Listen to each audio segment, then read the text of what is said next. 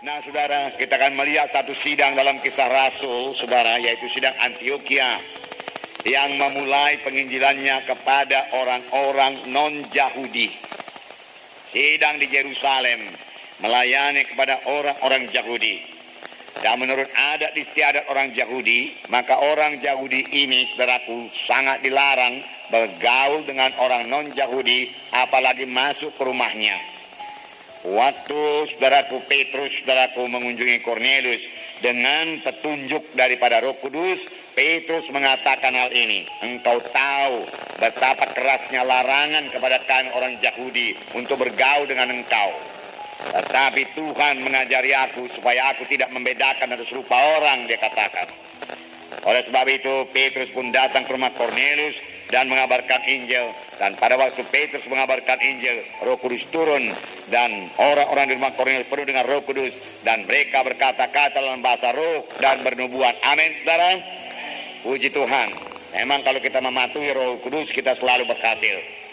Ya, kelihatannya sidang Antiokhia ini diberkati Tuhan. Sidang Antiokhia bertumbuh dengan pesat. Sidang Antiokhia tidak kurang suatu apa. Sidang Antiokhia baik-baik saja, saudaraku. Mereka memiliki di sini dikatakan beberapa nabi dan pengajar atau guru, yaitu Barnabas dan Simeon yang disebut Niger, dan Lukius orang Kirene, dan Menahem yang diasuh bersama dengan Raja Herodes, dan Saulus. Jadi Saulus juga guru di situ. Sebelum dia jadi rasul, dia jadi guru dulu. Memang saudaraku, dalam sidang Tuhan perlu guru dan nabi. Amin, saudara. Jadi saudaraku, sidang Antiokhia ini yang sudah diberkati Tuhan, mereka beribadah kepada Tuhan dan berpuasa. Beribadah artinya menyembah Tuhan, melayani Tuhan, saudaraku.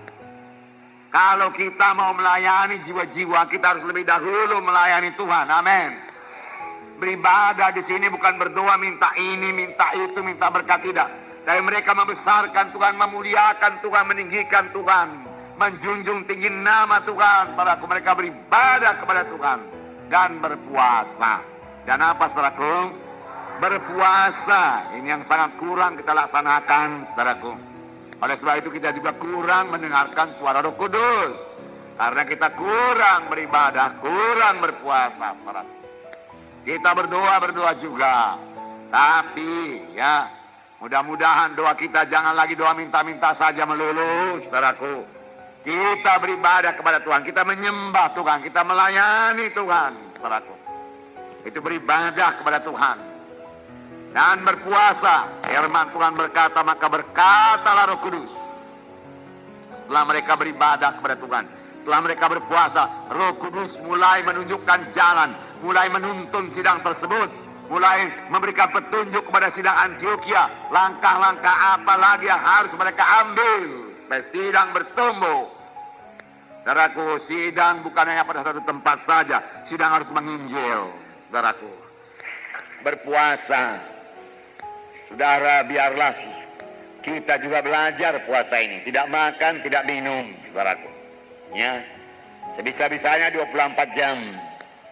Kalau saudara belum bisa 24 jam, saudaraku, tidak makan, tidak minum, silakanlah minum air putih sedikit, saudara. Saudara bisa tahan, saudaraku. Di kali berikutnya, saudaraku, saudara boleh kurangi minumnya, saudaraku. Lama-lama, saudaraku, dalam tempo 24 jam, saudara tidak perlu air dan tidak perlu makanan. Saudara bisa puasa dengan baik dan bersekutu dengan baik dengan Tuhan. Dalam puasa kita perlu bersekutu dengan Tuhan. Tentunya sidang Antiokhia ini waktu dia beribadah kepada Tuhan dan berpuasa, dia bersekutu dengan Tuhan. Itu sebabnya dia mendengar suara Roh Kudus. Amin. Apakah firman Tuhan disampaikan melalui nubuat? Saudaraku, tidak dituliskan di sini. Pokoknya mereka semua mendengarkan suara Tuhan.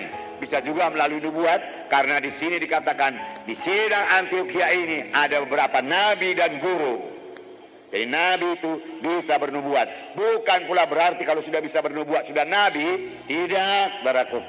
Kadang-kadang saya bernubuat juga, saudara. Tapi saya bukan nabi, saudaraku. Semua kamu boleh bernubuat, firman Tuhan berkata. Amin. Dan biasanya dapat Bapak besar Roh Kudus juga, dia bisa bernubuat. Tetapi bukan berarti kalau sudah bernubuat sudah nabi. Tapi kalau seorang nabi harus dapat bernubuat. Amin. Nah, saudara yang kasih dalam nama Yesus, berpuasa artinya menyangkal diri, tidak makan, tidak minum. untuk mencari kehendak Tuhan. Banyak orang tidak tahu kehendak Tuhan. Banyak orang tidak mendapat petunjuk dari Tuhan, saudaraku.